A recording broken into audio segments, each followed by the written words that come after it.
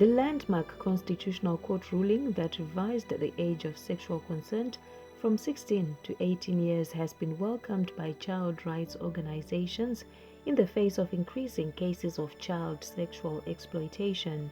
Section 81 of the Constitution of Zimbabwe defines a child as a person under the age of 18. Welfare of the child and Convention on the Rights of the Child define a child as a person under the age of 18 who enjoys the fundamental right to be protected from economic and sexual exploitation and any form of abuse.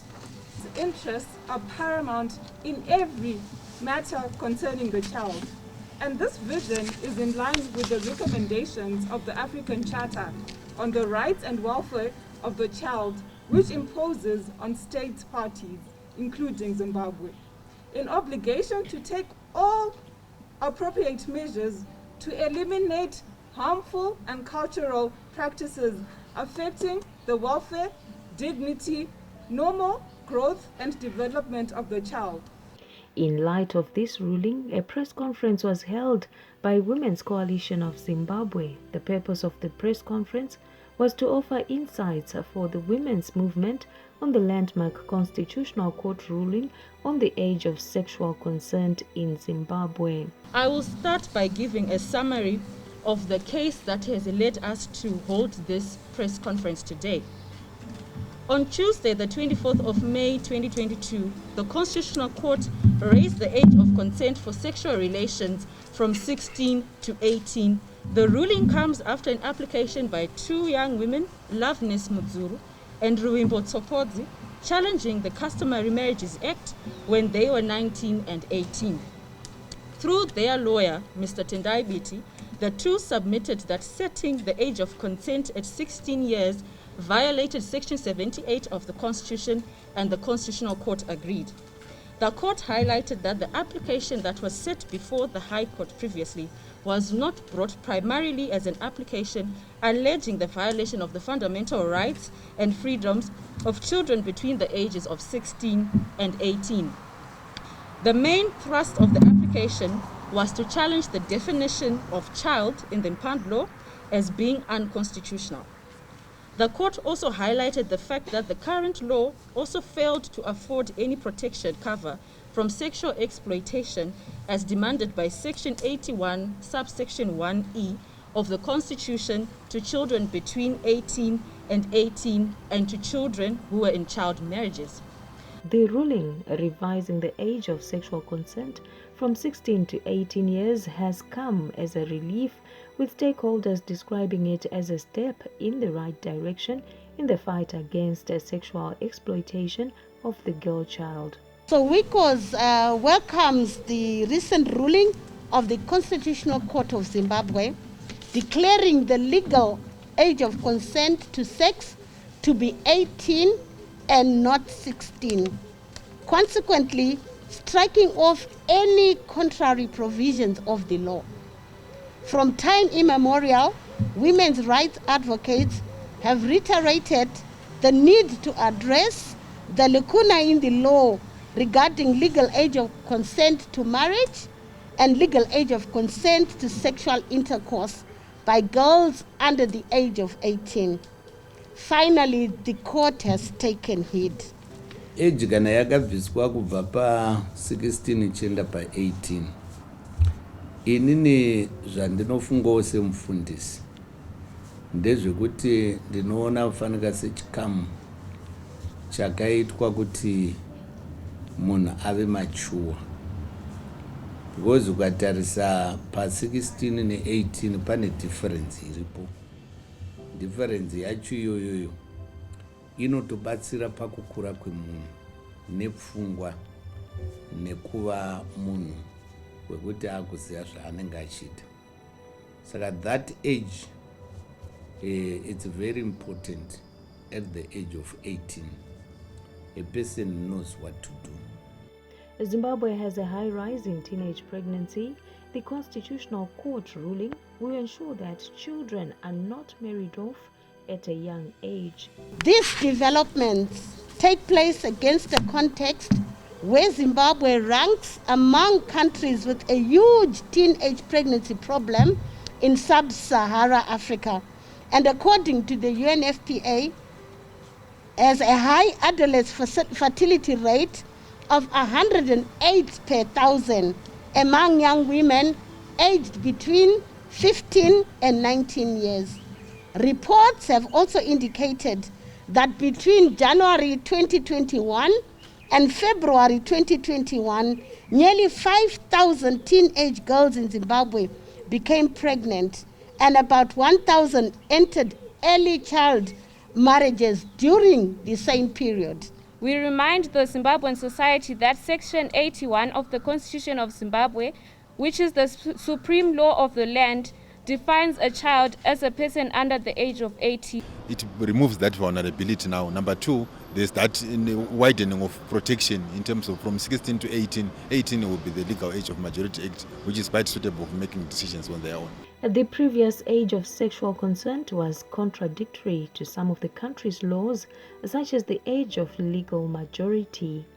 That the major culprit of teenage pregnancies in Zimbabwe is the loophole in the law pertaining to the legal age of consent to sex, which over the years has left girls between the ages of 16 and 17 vulnerable and at the mercy of pedophiles who enjoyed full protection of the law. But with this important historic milestone, we are glad and finally note that there is hope. The tables are slowly turning. The law will now protect girls aged between 16 and 17, while at the same time exposing to its full wrath pedophiles who enjoy engaging in sexual activities with children. The court ruling is not only a fulfillment of the national, regional, and international obligations, but also an answer on the gap in the law.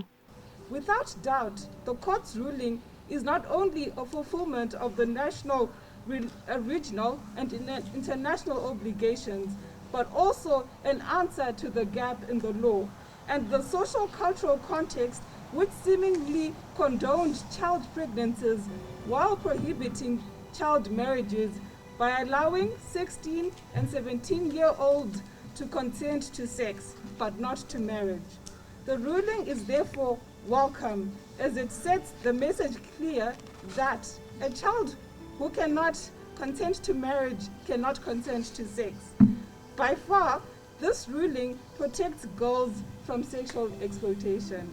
The women's movement acknowledges the passion, selflessness, and dedication of those women's rights champions. We acknowledge the passion and the dedication of those women's rights champions and gender champions who have made promotion of women's rights their mission daily.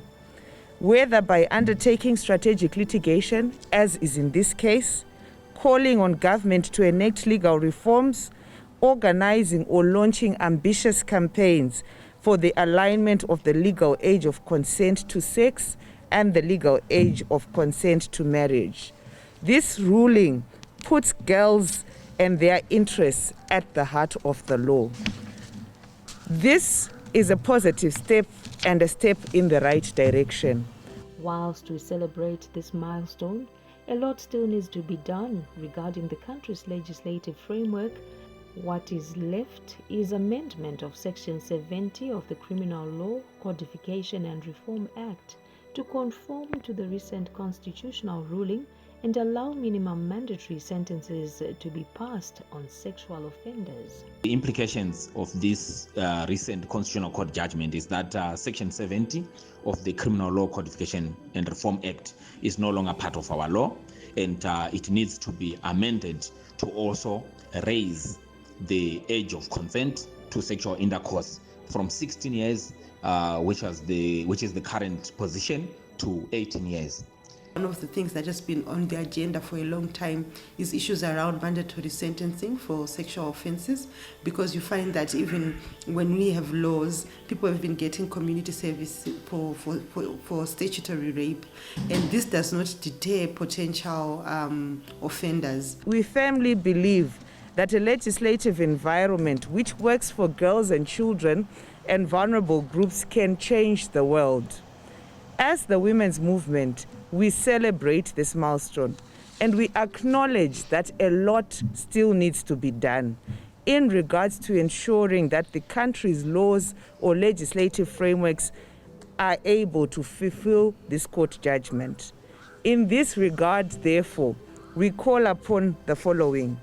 We call upon government to be able to prioritize the amendments of the Criminal Codification and Reform Act and all other laws that need to be aligned in relation to the Constitutional Court judgment. We also call on policymakers to spearhead the review of the national legislation and ensure that practices and customs that perpetuate sexual violence, abuse, and exploitation of girls are done away with. We call on the media to be able to engage in gender-responsive reporting and shape the discourse so that we do not condone sexual exploitation of girls and below the age of 18. And we call upon stakeholders and women's rights advocates to continue fighting for the alignment of laws and the prohibition of practices that promote sexual abuse and exploitation. As the law again is passed, there's still a lot of advocacy work, a lot of information dissemination and awareness raising that still needs to be done by us.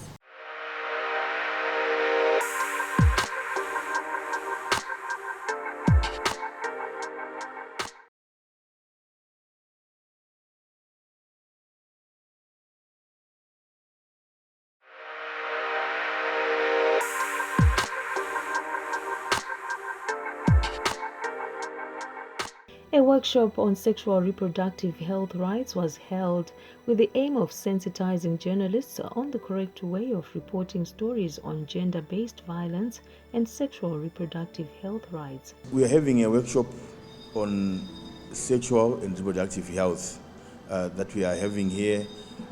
The main reason for having this workshop is to sensitize the journalists on how to report on this very sensitive issue and maybe the correct choice of words, and to mainstream sexual reproductive health and gender violence in all the bits that they write on. So it's very important as media people to understand that and to find ways of coming up with a story or amplifying the issues of women and girls who experience violence, but doing so in a sensitive manner that doesn't re-traumatize the survivors of gender-based violence. We are with journalists just to discuss key issues around sexual reproductive health and rights, to appreciate what are the key challenges that Zimbabwe is facing,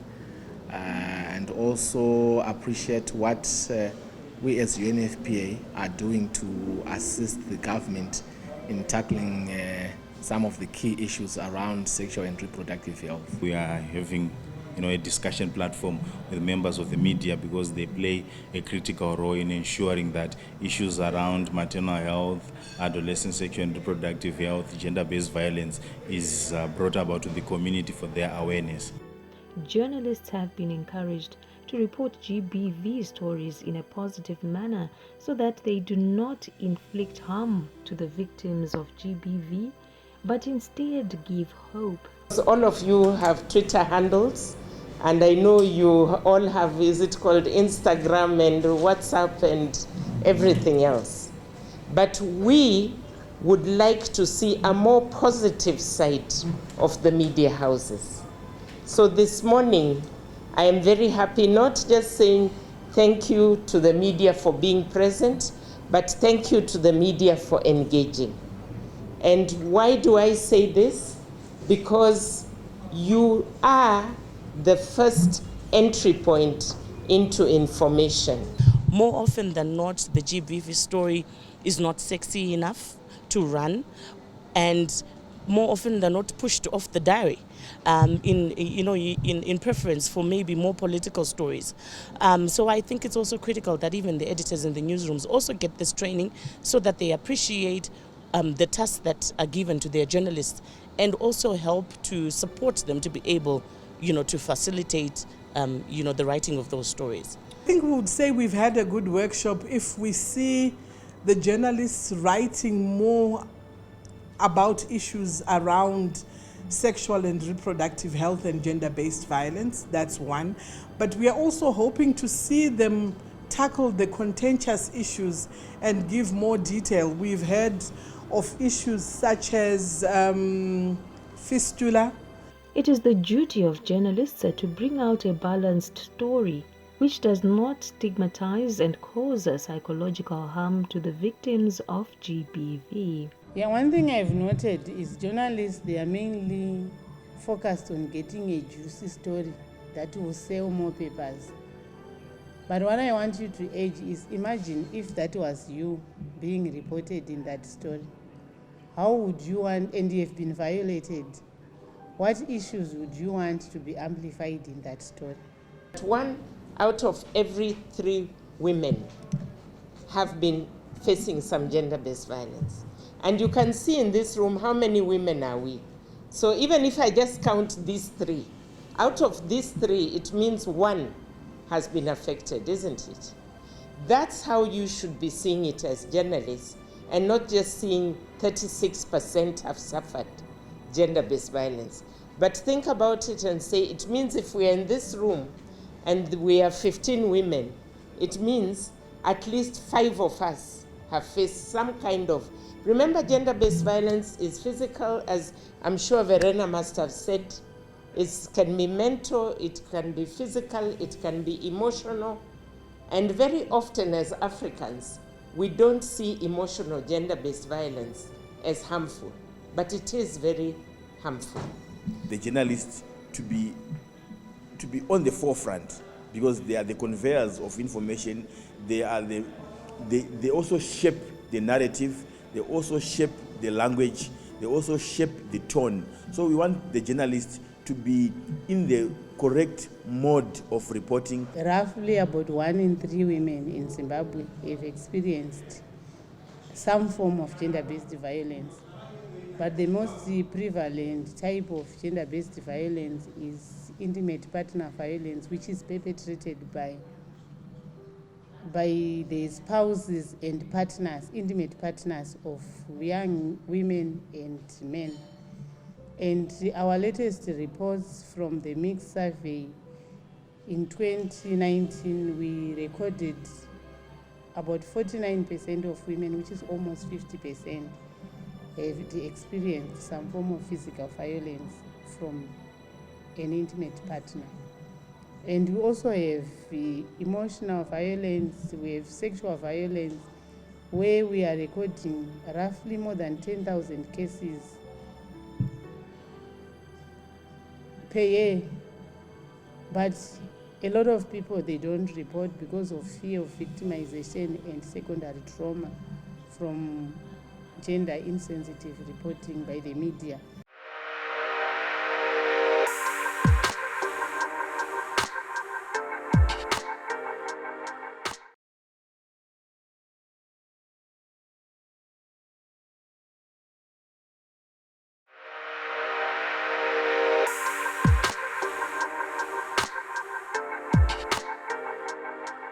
The training workshop unpacked some of the common mistakes that journalists often make when they report issues of sexual reproductive health rights and gender-based violence.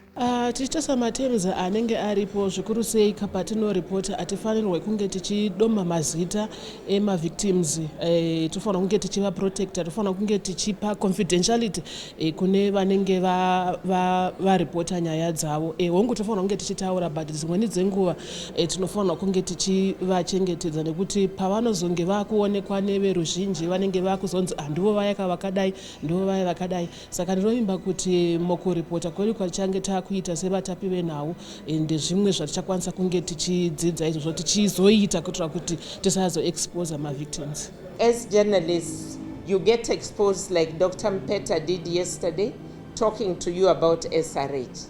You know, when you say SRH, I keep telling people, stop those acronyms. It is sexual reproductive health and rights. And it's wide. It is about maternal health, pregnancy.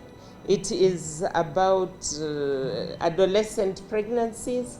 It is about cervical cancer.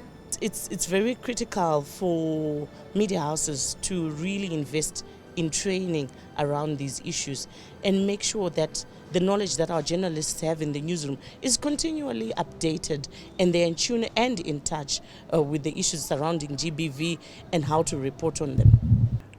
It's very important on all aspects of journalism to be ethical, but it is especially more important when you are talking about gender-based violence, especially because if you are not ethical, the danger is very real that you can actually punish a survivor, stigmatize them, and make them feel that they deserved to be abused the way they were abused.